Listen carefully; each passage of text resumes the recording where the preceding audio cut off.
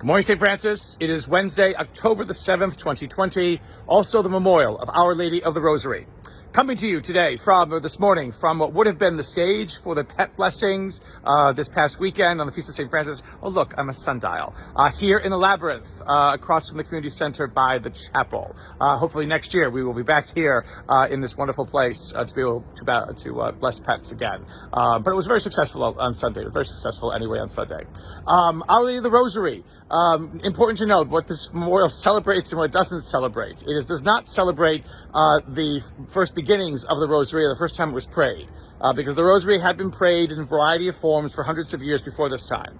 What it does remember in a weird way is a terrible, awful naval battle in the 1500s, late 1500s, against Christian forces versus Muslim forces off the coast of Greece, as a way to stop the Ottoman Empire from encouraging more and more into Western Europe.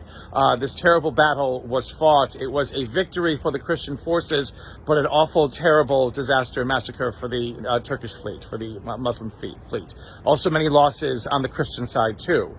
To assign Mary a feast memorial to something as horrific as war and warfare is a very interesting kind of feast to celebrate.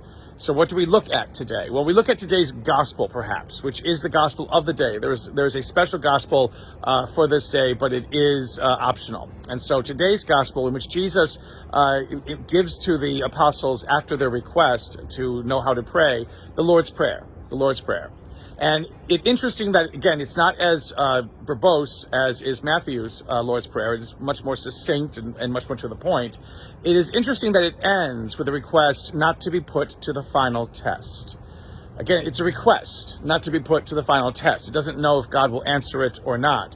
But what is this final test? Well, it is not the last judgment. It is not the last judgment. It is this understanding in many kinds of Jewish writings of an end times in which there would be a lot of woes that would precede the coming of the Messiah.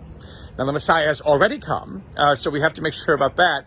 The return of Jesus is still awaiting. It's still in front of us. What are the woes? Well, the woes are basically those things that, affect us wrongly, that affect us with trouble, that affects us with pain and suffering and sorrow, that affects us with anxiety and all kinds of stress.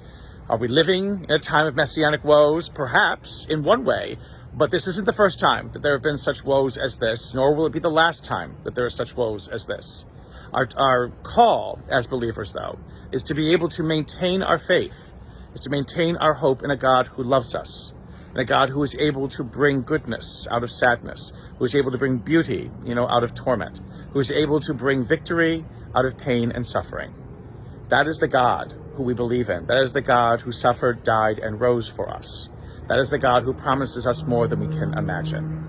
Whenever we pray the Rosary, we are asking God to give us that kind of strength that our Blessed Mother had, to know what is true and what is real, to never lose heart or lose hope, even though we may not understand it and it may be confusing.